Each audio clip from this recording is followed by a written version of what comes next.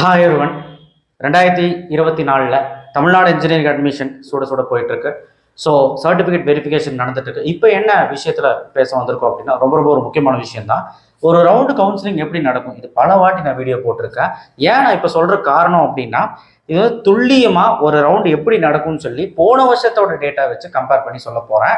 ஆக்சுவலா வந்து பாத்தீங்கன்னா கடந்த ஒரு 3, அதாவது போன வருஷத்தை தவிர அதுக்கு முன்னாடி 2 வருஷம் வந்து பார்த்தீங்கன்னா ஆன்லைன் கவுன்சிலிங் நடந்தது. கொரோனாலேருந்து ஆன்லைன் கவுன்சிலிங் நடந்தது. அதிலெல்லாம் வந்து பார்த்தீங்கன்னா 4 ரவுண்டு வச்சாங்க. பட் போன வருஷம் மட்டும் தான் 3 ரவுண்டாக மாற்றுறாங்க. இந்த வருஷம் ஒரே ரவுண்டாக முடிக்கலாங்கிற மாதிரி ஏதோ பேச்சு போயிட்டு இருக்கு. என்னன்னு தெரியல. அஃபிஷியலாக அப்டேட் வர வரைக்கும் நீங்கள் எதுவும் நம்ப வேண்டாம். நான் வந்து சொல்கிறேன், நான் குழப்பி விடலை. ஓகேவா? இப்போ நமக்கு வந்து 3 ரவுண்டு அப்படிங்கிற மாதிரியே வச்சுக்கலாம். 3 ரவுண்டுன்னு வச்சுக்கிட்டு தான் நான் எல்லா வீடியோவும் போட்டுக்கிட்டு இருக்கிறேன். எந்த அப்டேட்டாக இருந்தாலும் ரேங்க் லிஸ்ட் வந்ததுக்கு அப்புறம் தான் வரும். சரிங்களா? ஸோ ரேங்க் லிஸ்ட் எப்போ? ஜூலை 10. அது வரைக்கும் வெயிட் பண்ணுங்க. அதுக்கு முன்னாடி நம்ம சேனலை சப்ஸ்கிரைப் பண்ணாதான் பண்ணுங்க. அண்ட் ஆல்சோ இந்த வீடியோக்கு ஒரு லைக் போட்டுருங்க. அண்ட் சாய்ஸ் ஃபில்லிங் புக்கிங் 20ஆம் தேதி மட்டும் தான் பண்ணுவேன். அண்ட் உங்களுக்கு புக் பண்ணணும்னு ஆசை இருந்தால் கண்டிப்பாக இந்த நம்பர் காண்டாக்ட் பண்ணுங்க. ஆக்சுவலாக நான் வந்து எடுக்காதனால வாட்ஸ்அப்பில் நிறைய பேர் பண்ணுறீங்க, அதுலேயும் ரெஸ்பாண்ட் பண்ண எனக்கு டைம் கிடைக்க மாட்டேது. சத்தியமாங்க நிறைய கால்ஸ் வருது. ஸோ தப்பாக நினச்சிக்காதீங்க, என்னால் முடிஞ்ச அளவுக்கு பண்ணுறேன். ஓகேவா? ரைட். அண்ட் இன்னொரு ரெக்வெஸ்ட், ரவுண்டு 3ல் ஐ மீன் கட் ஆஃப் 150 கீழே இருக்கிறவங்க, 145 கீழே இருக்கிறவங்க கண்டிப்பாக நம்ம தொடர்பு கொள்ளுங்க. கண்டிப்பாக என்னால் முடிஞ்சது ஏதாவது நான் பண்ணுறேன். சாய்ஸ் பண்ணி ஹெல்ப். ஓகே. 13 நாள் கவுன்சிலிங் வந்து நடக்கும். ஒரு கவுன்சிலிங் வந்து ஒரு ரவுண்டு வந்து 13 நாள் நடக்கும். நீங்கள் ஒரு ரவுண்டு வச்சாலும் சரி, இல்லை வந்து 3 ரவுண்டு தனித்தனியாக நடந்தாலும் சரி, 3 ரவுண்டுனே நான் சொல்கிறேன். Round 1, round 2, round 3. ஒரு ரவுண்டு கவுன்சிலிங் வந்து 13 நாள் நடக்கும். அது எப்படின்னு பாருங்க.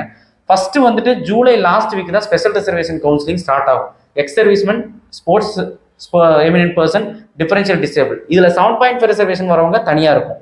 X servicemen, sports, differential disabled. So இவங்க 2 பேத்துக்குமே கவுன்சிலிங் வந்து நடக்கும். அட் அ டைம்ல 7.5 ரிசர்வேஷனாக இருந்தால் சாய்ஸ் ஃபில்லிங் 2 லிங்க் ஓப்பன் ஆகும். சரிங்களா? இவங்க இதுலையும் பண்ணுவாங்க, அதுலையும் பண்ணுவாங்க. Okay, right. இது ஜூலை லாஸ்ட் வீக்ல நடக்கும் இவங்களுக்கு. இது முடிஞ்ச பிற்பாடு அந்த ஒரு வாரம் கவுன்சிலிங் முடிஞ்சதுக்கு அப்புறம் ஆகஸ்ட் ஃபர்ஸ்ட் வீக் வந்து ரவுண்ட் 1 கவுன்சிலிங் நடக்கும். இந்த ரவுண்ட் 1 கவுன்சிலிங் வந்து 13 நாள் நடக்கும். ஆகஸ்ட் செகண்ட் வீக், அதாவது 13 நாளுக்கு அப்புறம் 14வது நாள்ல இருந்து ரவுண்ட் 2 கவுன்சிலிங் நடக்கும். திரும்பவும் 13 நாள் கழிஞ்சு ஆகஸ்ட் லாஸ்ட் வீக், அதாவது 13 நாள் 26வது நாள், 27வது நாள், ஆகஸ்ட்ல 27ன்னு வச்சுக்கலாம்.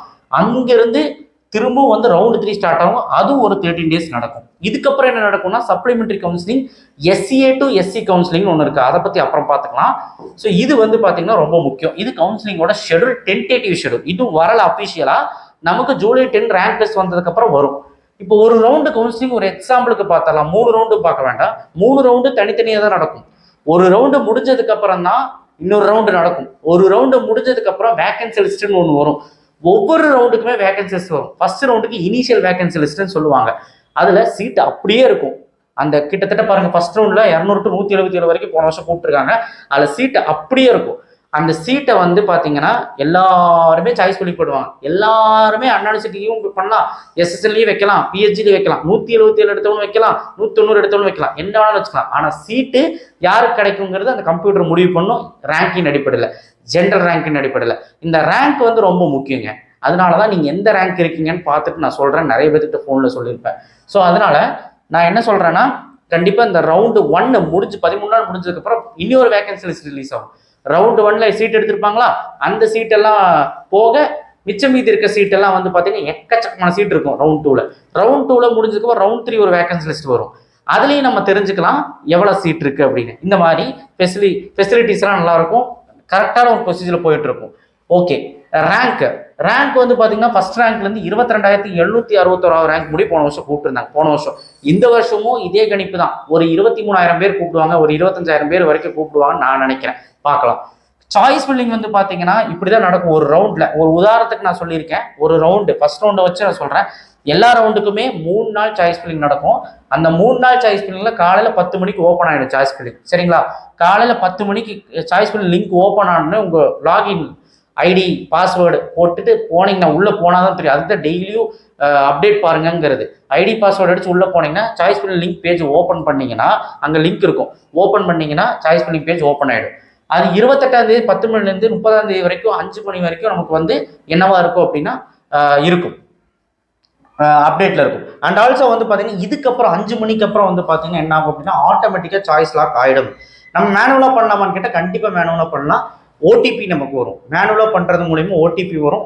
அந்த 6 டிஜிட் ஓடிபி நம்ம அடிச்சிட்டோம்னா கண்டிப்பாக நமக்கு வந்து சாய்ஸ் லாக் ஆகிடும். நீங்கள் அவசரப்பட்டு ஃபஸ்ட் நாளே லாக் பண்ணிடாதீங்க.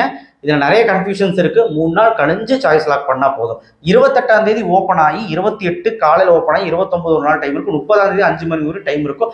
கண்டிப்பாக பண்ணுங்கள் இந்த 3 நாள் சாய்ஸ் ஃபில்லிங்க்கு. சாய்ஸ் ஃபில்லிங் முடிஞ்சதுக்கப்புறம் நமக்கு வந்து நிறைய காலேஜஸ் சாய்ஸ் ஃபில்லிங்கில் வச்சுருக்கோம். நிறைய காலேஜ் நிறைய பிரான்ச்சஸ் வச்சுருப்போம். ரிலீஸ் ஆஃப் டென்டேட்டிவ் அலாட்மெண்ட், அதாவது தற்காலிகமாக நிர்ணயிக்கப்பட்ட ஒரு கல்லூரி. இப்போ வந்து பார்த்தீங்கன்னா உங்களுக்கு வந்து நீங்கள் சாய்ஸ் எல்லாம் வச்சிங்களே 20 30 சாய்ஸ் 200 சாய்ஸ் 100 சாய்ஸ் எவ்வளோ சாய்ஸ் வேணாலும் கொடுத்துருங்க. ஒரே காலேஜ், அந்த காலேஜில் என்ன பிரான்ச் கிடச்சிருக்கு, ஒரு காலேஜ் ஒரு பிரான்ச் 20 சாய்ஸ் வச்சிருக்கீங்கன்னா 18வது ஒரு சாய்ஸ் கிடைக்குதுன்னா பிஹெச்சியில் கம்ப்யூட்டர் சயின்ஸ் கிடைக்குதுன்னு வச்சுக்கலாம். அந்த 18வது சாய்ஸ், அந்த 18வது சாய்ஸ் பிஹெச்சியில் கம்ப்யூட்டர் சயின்ஸ் கிடச்சிருக்குன்னா அடுத்த நாள் காலையில் உங்களுக்கு release of tentative allotment before 10 AM அடுத்த நாள் காலையில் 10 மணிக்கு முன்னாடியே உங்களுக்கு சாய்ஸ் பண்ணி முடிஞ்ச அடுத்த நாளே எந்த காலேஜுன்னு தெரிஞ்சிடும், என்ன பிரான்ச்சுக்கு தெரிஞ்சிடும், எந்த கம்யூனிட்டி அடிப்படையில் உங்களுக்கு அலோகேட் ஆயிருக்குன்னு தெரிஞ்சிடும். இதெல்லாம் வந்து அப்போ சொல்கிறேன் உங்களுக்கு புரியும். இது என்ன ப்ராசஸ்ன்னு உங்களுக்கு புரிஞ்சாதான் நீங்கள் எதுக்கு சாய்ஸ் ஃபில்லிங் பண்ணுறீங்கன்னு தெரியும். நிறைய பேர் சாய்ஸ் ஃபில்லிங் எதுக்கு பண்ணுறீங்கன்னே தெரியாமல் இருக்கீங்க. ஒரு காலேஜ் கிடைக்குமா, 2 காலேஜ் கிடைக்குமான்னு, ஒரு காலேஜில் ஒரு சீட்டு தான் கிடைக்கும். அந்த ஒரு காலேஜில் ஒரு பிரான்ச் தான் கிடைக்கும். அந்த ஒரு பிரான்ச் ஒரு சீட்டு காலையில் 10 மணிக்கு தெரிய வரும், 10 மணிக்குள்ளே தெரிய வரும். அங்கே தான் உங்கள் விஷயமே இருக்குது. அங்கே நமக்கு பிளென்டி ஆஃப் ஆப்ஷன்ஸ் ஓப்பன் ஆகும். அங்கே தான் நம்ம ஆப்ஷன்ஸ் கொடுக்க டென்டேட்டிவ் அலாட்மெண்ட் கன்ஃபர்மேஷன் சொல்லுவாங்க அது பேர்.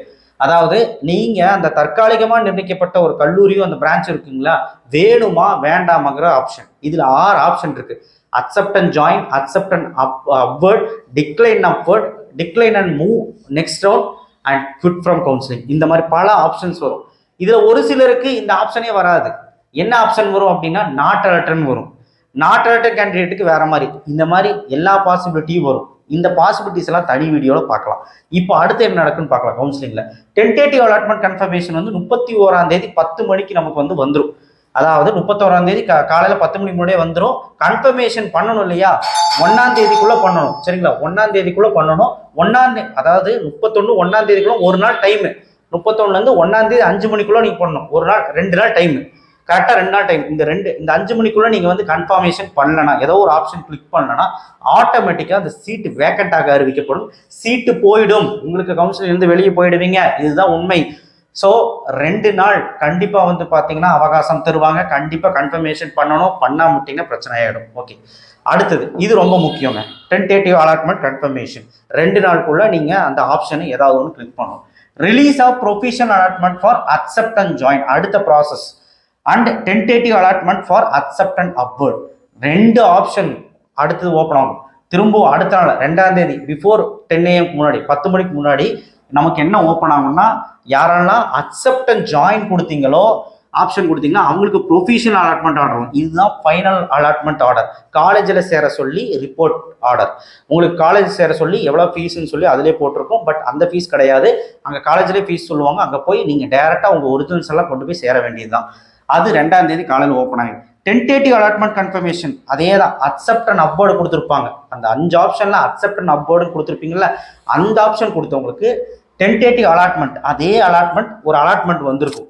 அந்த அலாட்மெண்ட் எடுத்துட்டு எங்கே போகணும்னா டிஎஃப்சி சென்டருக்கு போகணும். அதை தெளிவாக பார்ப்போம்.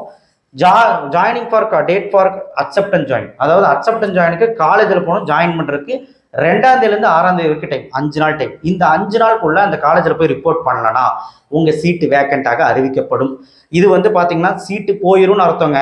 2ஆம் தேதியிலேருந்து 6ஆம் தேதிக்குள்ளே நீங்கள் அந்த 5 நாளுக்குள்ளே போகணும். அந்த 6ஆம் தேதி 5 மணிக்குள்ளே போகணும். சண்டேவாக இருந்தாலும் சரி, சாட்டர்டேவாக இருந்தாலும் போகணும். அந்த 5 நாளுக்குள்ளே போய் ஃபீஸை கட்டி சேர்ந்துருங்க. அவங்க சொல்கிற ஃபீஸ் 1.5 லட்சமாக இருந்தாலும் கட்டி தான் ஆகணும். சார் 1.5 லட்சம் இல்லைன்னா என்ன சார் பண்ணுறது அப்படின்னு கேட்டால் கட்டாயம். அது நீங்கள் வந்து காலேஜில் கண்டிப்பாக பேசுங்க. உங்கள் நிலைமையை எடுத்து சொல்லுங்கள். அவங்க காலேஜை பொறுத்து தான், ப்ரைவேட் காலேஜ் பொறுத்து தான். ப்ரைவேட் காலேஜ் அவங்க எடுக்கிறத முடிவு. ஸோ அதனால் பயப்படாதீங்க. உங்களால் முடிஞ்ச ஃபீஸை கட்டாவது செய்யுங்க. ஆனால் ஒரிஜினல்ஸ் எல்லாம் கொண்டு போய் அங்கே சமர்ப்பிச்சிருங்க. உங்களுடைய ப்ரொஃபஷனல் அலாட்மெண்ட் ஆர்டரையும் எடுத்துகிட்டு போயிருங்க. ஓகே, அடுத்தது அதே 2ஆம் தேதியிலேருந்து 6ஆம் தேதிக்கு அக்செப்ட் அண்ட் அப்வர்டு கொடுத்துருப்பாங்க பாருங்க. யாரெல்லாம் வந்து அக்செப்ட் அண்ட் ஜாயின் கொடுக்காம அக்செப்ட் அண்ட் அப்வர்டு கொடுத்தாங்களோ அவங்க டிஎஃப்சி சென்டருக்கு போகணும். இப்போ இருக்கல உதவி மையம், அது வந்து பார்த்தீங்கன்னா பக்கத்தில் இருக்குன்னு போகாமல் இருக்கீங்க. நிறைய பேருக்கு அது என்னன்னே தெரியல. அங்கே தான் போய் ஒரிஜினல்ஸ் கொடுக்கணும். இங்கே தான் மாட்டுவீங்க. சர்டிஃபிகேட் வெரிஃபிகேஷன் ஏதாவது தப்பு கொடுத்து வெரிஃபை ஆயிருந்தாலும் இந்த இடத்துல மாட்டுவீங்க. இந்த இடத்துல உங்களுடைய ஒரிஜினல்ஸ், கம்யூனிட்டி சர்டிஃபிகேட்டு, ஃபோட்டோ எல்லாமே 2 காப்பி வச்சுக்கோங்க. ஃபோட்டோ, அதுக்கப்புறம் வந்து பார்த்தீங்கன்னா உங்களோட 10th 12th mark sheet, DC எல்லாமே இருக்கணும், ஆதார் கார்டு. அதுக்கப்புறம் வந்து பார்த்தீங்கன்னா உங்களுடைய பேங்க் பாஸ்புக் ஃப்ரண்ட் பேஜ், இது எல்லாமே ரொம்ப ரொம்ப இருக்கும் மேண்டரி. அன்னைக்கு வந்து நான் கண்டிப்பாக அன்னைக்கு என்னெல்லாம் எடுத்துகிட்டு போகணும் திரும்ப ரீகால் பண்ணுவோம், பயப்படாதீங்க. ஸோ அதெல்லாம் எடுத்துகிட்டு போயிட்டு டிஎஃப்சிக்கு போகிறக்கு ஒரு ஆர்டர் வந்திருக்கும் இல்லையா, அது பேர் டென்டேட்டிவ் அலாட்மெண்ட் ஆர்டர். அந்த ஆர்டரில் எவ்வளோ ஃபீஸ் கட்டணும்னு சொல்லிட்டு போட்டிருக்கோம். 7.5 ரிசர்வேஷனுக்கும் ஃபர்ஸ்ட் கிராஜுவேஷனுக்கும் எஸ்சி எஸ்டிக்கும் ஃபீஸ் அங்கே போட்டிருக்க மாட்டாங்க, போஸ்ட் மெட்ரிக்கும் போட்டிருக்க மாட்டாங்க. இது எல்லாத்துக்குமே அங்கே ஃபீஸ் போட்டிருப்பாங்க. கவர்மெண்ட்னா ஒரு ஃபீஸ் போட்டிருப்பாங்க, கவர்மெண்ட் எய்டட் காலேஜ்னா ஒரு ஃபீஸ் போட்டிருப்பாங்க, பிரைவேட்னா ஒரு ஃபீஸ் போட்டிருப்பாங்க. மிஞ்சி போனால் 25,000 30,000 தான் ஃபீஸ் இருக்கும். கவர்மெண்ட்னா 10,000 ரூபா இருக்கும், கவர்மெண்ட் எய்டட்னா ஒரு 18,000 இருக்கும். இவ்வளோதான் இந்த மாதிரி ஃபீஸ் அங்கே போட்டிருப்பாங்க. அந்த ஃபீஸை மட்டும் டிஎஃப்சிக்கு போய் நீங்கள் கட்டணும். இந்த 5 நாளுக்குள்ள கட்டி ஒரிஜினல்ஸ் எல்லாம் அங்கே போய் சமர்ப்பிக்கணும். அந்த ஃபீஸ் என்ன ஆகும்னா, டிஎஃப்சியில இருந்து நீங்கள் எந்த காலேஜ் சேர போறீங்களோ அதுக்கப்புறம் அக்செப்ட் அண்ட் அப்போர்ட் கொடுத்துருக்கீங்களா, அப்போர்டில் ஏதாவது கல்லூரி கிடைக்கும் போது தான் கொடுத்துருக்கீங்க. இப்போ கிடைச்சிருக்க ஆப்ஷன் பிஹெச்சி சிஎஸ்சி. பிஹெச்சியில் சிஎஸ்சி வேணும், அக்செப்ட் பண்ணிட்டீங்க. ஆனால் அதுக்கு மேலே ஏதாவது ஒரு காலேஜ் கிடைச்சா நல்லா இருக்கும்னு கேட்டிருக்கீங்க. அதுக்கு மேலே ஏதாவது கிடைச்சா அதுதான் ஃபைனல், இல்லை பிஹெச்ஏ கிடைச்சா அதுதான் ஃபைனல். இது எப்போ தெரியும் அப்படின்னா அடுத்த ப்ராசஸ் அதுதான். நல்லா கேட்டுக்கோங்க. அக்செப்ட் அண்ட் அப்போர்டுக்கு டிஎஃப்சியில் போய் கொடுக்குற பணத்தை and verification of certificate originals எல்லாம் நீங்கள் சேர போகிற காலேஜில் அவங்க ஆட்டோமேட்டிக்காக அனுப்பிடுவாங்க. அது உங்களுக்கு இப்போ 1 லட்ச ரூபா 1.5 லட்ச ரூபா ஃபீஸ் இருக்குமா காலேஜில், அதில் கழிச்சிருவாங்க. டிஎஃப்சியில் கொடுக்குற பணத்தை அப்படியே காலேஜுக்கு போகும், அங்கே கழிச்சிருவாங்க. புரிஞ்சுதா? அடுத்து என்ன நடக்கும்னா, இந்த அப்போர்டு கேண்டிடேட் யாரெல்லாம் வந்து அக்செப்ட் அண்ட் அப்போர்ட் டிக்ளைன் அப்போர்டெல்லாம் கொடுத்துருப்பாங்க, அப்போர்டு யாரெல்லாம் கொடுத்துருக்காங்களோ அவங்களுக்கு ப்ரொஃபஷனல் அலாட்மெண்ட் ஆர்டர் வரும் 9ஆம் தேதி. இது வந்து 3 நாள் டைம் இருக்கும், சரிங்களா? 9ஆம் தேதி வந்த உடனே 9, 10, 11 12 3 நாள் டைம் கொடுப்பாங்க. எதுக்குன்னா இந்த 3 நாளுக்கு அப்புறம், சரிங்களா, இந்த 3 நாள், சரிங்க, 3 டேஸ், சாரி 3 நாள் டைம் கொடுக்க மாட்டாங்க, சாரி, இது 9ஆம் தேதி தான் லாஸ்ட், சரிங்களா? 9ஆம் தேதி தான் லாஸ்ட். இங்க பாத்தீங்கன்னா உங்களுக்கு தெரியும் 2, 6, 5 நாள். இது 5 நாள் வந்து ரிப்போர்ட் பண்ணி ஆகணும், சரிங்களா? 9ஆம் தேதி லாஸ்ட். 7, 8, 9 3 நாள் டைம் கழிஞ்சுதான் அப்போர்டுக்கு ரிசல்ட் வரும். அப்போர்டுக்கு எப்படி ரிசல்ட் வரும்னா, உங்களுக்கு ஆர்டர் வந்துடும், எந்த காலேஜ் உங்களுக்கு அலர்ட் ஆயிருக்கு, அக்செப்ட் அண்ட் அப்போர்டில் ஏதாவது கல்லூரி கிடைச்சிருக்கா, இல்லை அக்செப்ட் பண்ணியிருக்கதே கிடைச்சிருக்கான்னு வரும். டிக்ளைன் அப்போர்டு கொடுத்தான் பாருங்க, அவனுக்கு வேண்டான்னு சொல்லியிருப்பான். இன்கேஸ் ஒரு 10வது சாய்ஸ், ஒரு 200 சாய்ஸில் 10வது சாய்ஸ் கிடச்சிருக்குன்னா அது வேண்டான்னு சொல்லிட்டு அப்போர்டில் தான் கேட்டிருப்பான். அப்போர்டில் இருந்தால் ஏதாவது கல்லூரி இருந்தால் கிடச்சிருக்கும். அது அந்த ரிசல்ட்டும் அன்னைக்கு தான் வரும். அப்படி அவனுக்கு கிடைக்கலன்னா அடுத்த ரவுண்டு போயிடுவான். அவனோட கதை வேற. அக்செப்ட் அண்ட் அப்போர்ட்னா அக்செப்ட் பண்ணிட்டீங்கல்ல, அதுக்கு தான் டிஎஃப்சியில் போய் பணம் கட்டினீங்க. அப்போர்டில் எதாவது கிடைச்சா அதுக்கப்புறம் அந்த அப்போர்டில் கிடைச்ச கல்லூரியில் போய் 5 நாளுக்குள்ள நீங்கள் போய் ஃபீஸ் கட்டி சேர்ந்துடணும். யாரு? அக்செப்ட் அண்ட் அப்போர்ட் கொடுத்தவங்க. இது ஒரு பெரிய ப்ராசஸ் எல்லாம் ஒன்றும் கிடையாதுங்க. 13 நாள் கவுன்சிலிங் இப்படி தான் நடக்கும், ரவுண்ட் 1, ரவுண்ட் 2, ரவுண்ட் 3ன்ட்டு. ஸோ கட்டாயமாக நான் என்ன சொல்ல வரேன்னா, உங்களுக்கு புரிஞ்சிருக்கும்னு நினைக்கிறேன். 5 நாளுக்குள்ள ஃபீஸ் கட்டணும்னு சொல்றாங்க. டென்டேட்டிவ் அலாட்மெண்ட் கன்ஃபர்மேஷன் ரொம்ப முக்கியம். 2 நாளுக்குள்ள நம்ம கன்ஃபார்ம், இந்த டைம்குள்ள கன்ஃபார்ம் பண்ணலன்னா கண்டிப்பாக அந்த சீட்டு போயிடும். அதே மாதிரி 5 நாளுக்குள்ள போய் ரிப்போர்ட் பண்ணல அப்படின்னா, காலேஜ்லையோ இல்லை டிஎஃப்சிலையோ போய் ரிப்போர்ட் பண்ணலன்னா கண்டிப்பாக நமக்கு வந்து அந்த சீட்டு போயிடும். இதெல்லாம் ரொம்ப முக்கியம் கவுன்சிலிங் ப்ராசஸில். சாய்ஸ் ஃபில்லிங் அதை விட முக்கியம்.